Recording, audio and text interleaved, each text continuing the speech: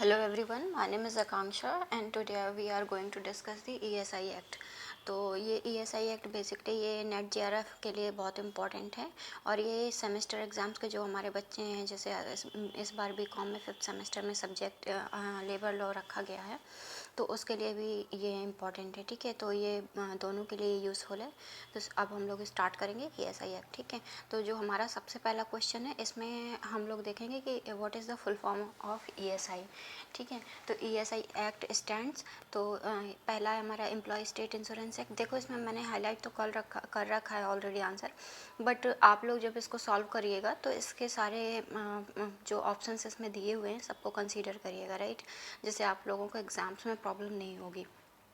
तो सबसे पहला है हमारा employees state insurance act, employees state insurance act and employees surety act and employees surety act. तो इसमें से देखो फर्स्ट जो हमारा सही आंसर है ये तो है हमारा एम्प्लॉयज़ स्टेट इंश्योरेंस एक्ट।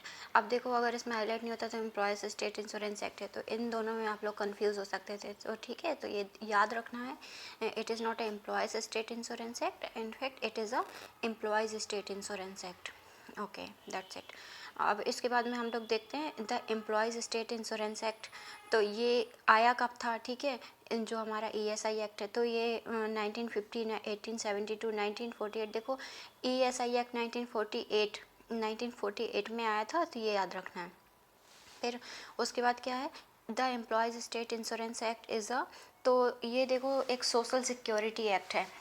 ठीक है, तो आप लोगों को नाम से भी समझ में आ रहा होगा, जैसे एम्प्लॉयज़ स्टेट इंश्योरेंस एक्ट, तो ये एक सोशल वेलफेयर के लिए बनाया गया था। तो हम लोगों के जो इसमें ऑप्शंस है, corporate welfare, social welfare, insurance oriented, तो इसमें social welfare is right answer, just because ये सोशल वेलफेयर के लिए ही बनाया गया था और ये सोशल सिक्योरिटी को प्रोवाइड करता है।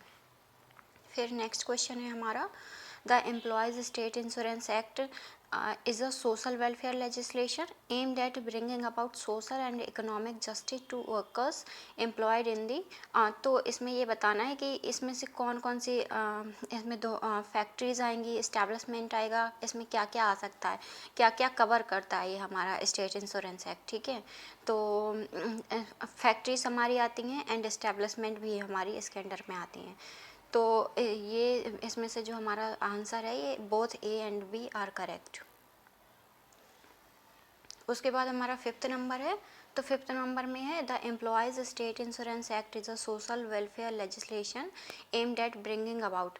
तो इसके लिए मतलब ये मैंने जैसे बताया कि सोशल वेलफेयर के लिए बनाया गया था। ठीक है, सोशल सिक्योरिटी प्रोवाइड करता है, तो ये सोशल जस्टिस टू वर्कर्स तो प्रोवाइड करता है, ये साथ में उनके इकोनॉमिक वेलफेयर्स को भी देखता है। ठीक है, क्योंकि उनको क्या प्रोवाइड करता है, एक तरह से इंश्योरेंस प्रोवाइड करता है, तो उनका इकोनॉमिक जस्टिस भी हो रहा है उनके साथ में, राइट। तो A एंड B यहाँ पे बोथ आर करेक्ट।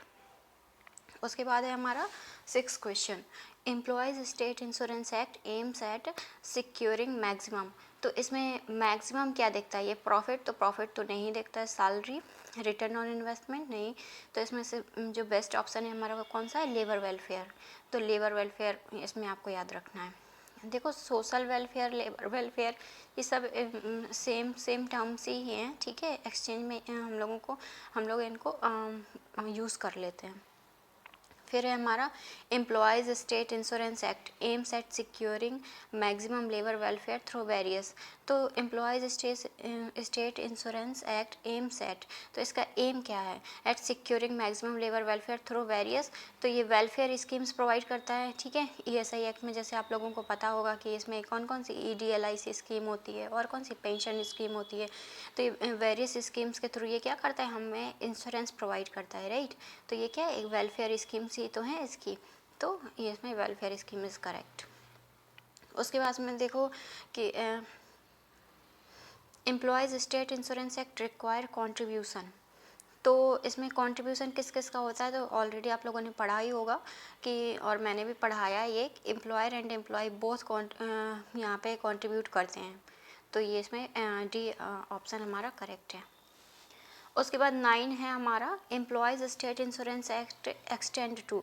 तो ये कहाँ पे एक्सटेंड, देखो तो अभी तो ऑलरेडी आर्टिकल 370 हट गया है जम्मू कश्मीर से, तो अब वहाँ पे जितने भी एक्ट है सारे ऑलरेडी वहाँ पे अप्लाई होने लगे हैं। बट जो पहले भी था हमारा, तो पहले भी ये जम्मू एंड कश्मीर में लागू होता था, इंक्लूडिंग होल ऑफ इंडिया। ठीक है, तो whole of India including Jammu and Kashmir इस अप्लाई होता था। देखो 10th क्वेश्चन है हमारा ESI एक्ट 1948 केम इनटू। तो ये it is a most important question, और जो लोग सेमेस्टर एग्जाम्स देने वाले हैं ऑब्जेक्टिव, उनके लिए तो बहुत इंपॉर्टेंट है। ठीक है, तो ये आप लोगों को याद रखना है। 9 अप्रैल 1948 में हमारा ये एक्ट आया था। ठीक है, came into application, came into force में आया था 19 अप्रैल 1948। ओके, 11th क्वेश्चन है हमारा which of the following is are correct statement with reference to ESI act.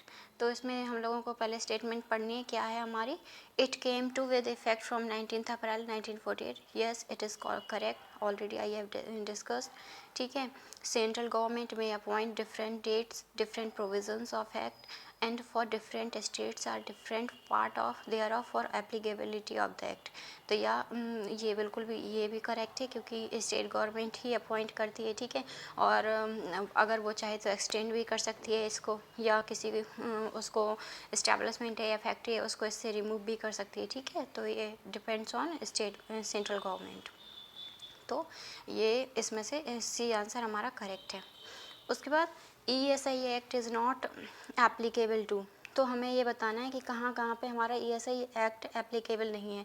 तो ये देखो बहुत इंपॉर्टेंट क्वेश्चन है, और अगर आप लोगों ने ध्यान से नहीं पढ़ा है तो आप लोग डेफिनेटली इसको गलत करोगे।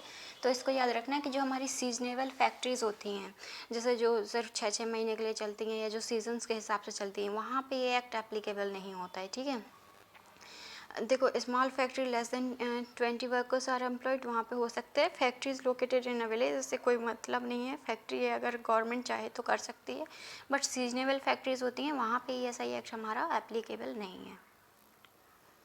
उसके बाद है 13 question, who has power to make law on employees insurance subject matter.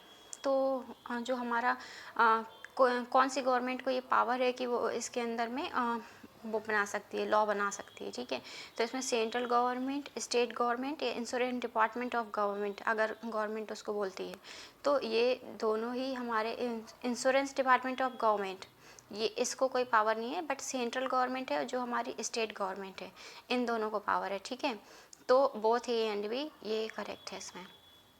उसके बाद देखो क्वेश्चन 14 है, who can extend the applicability of this act to any other establishment और क्लास ऑफ एस्टैब्लिशमेंट्स।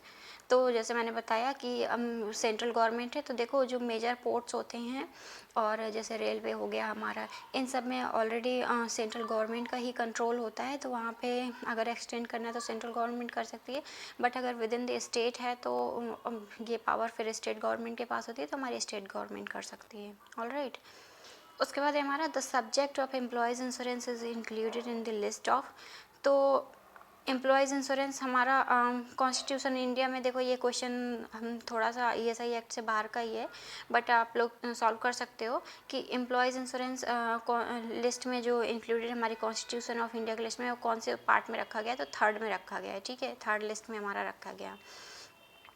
फिर इसके बाद है 16 क्वेश्चन है, under ESI act who is appropriate government. तो मैंने ऑलरेडी बताया, इस स्टेट में state government and central level पे मेजर पोर्ट्स, रेलवे, यहाँ पे हमारी सेंट्रल गवर्नमेंट होती है, both A and B. Local government कुछ नहीं होता। देखो लोकल गवर्नमेंट तो हमारी जो ये आ जाएंगी म्यूनसिपालिटी है और जो हमारी बॉडीज़ होती हैं, तो इनका कंट्रोल नहीं होता है, स्टेट गवर्नमेंट का होता है।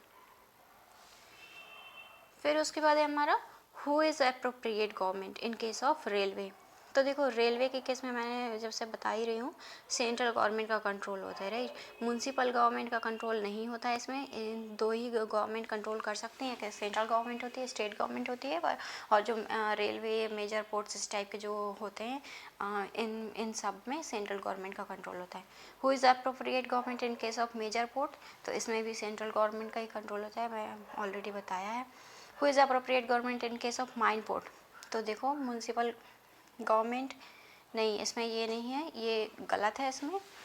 इसमें देखो माइन जो पोर्ट होते हैं, इसमें हमारा सेंट्रल गवर्नमेंट का होता है, कंट्रोल होता है, इसको आप लोग सही करना। ये गलती से इसमें कुछ हो गया है टिक, तो आप लोग इसको सही कर सकते हो, राइट। चलो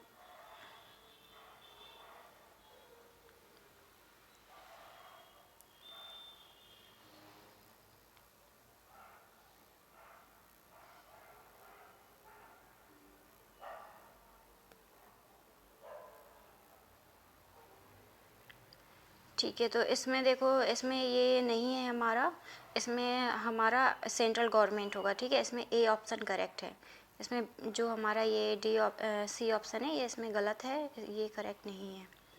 इसको आप लोग देख सकते हो, ठीक है।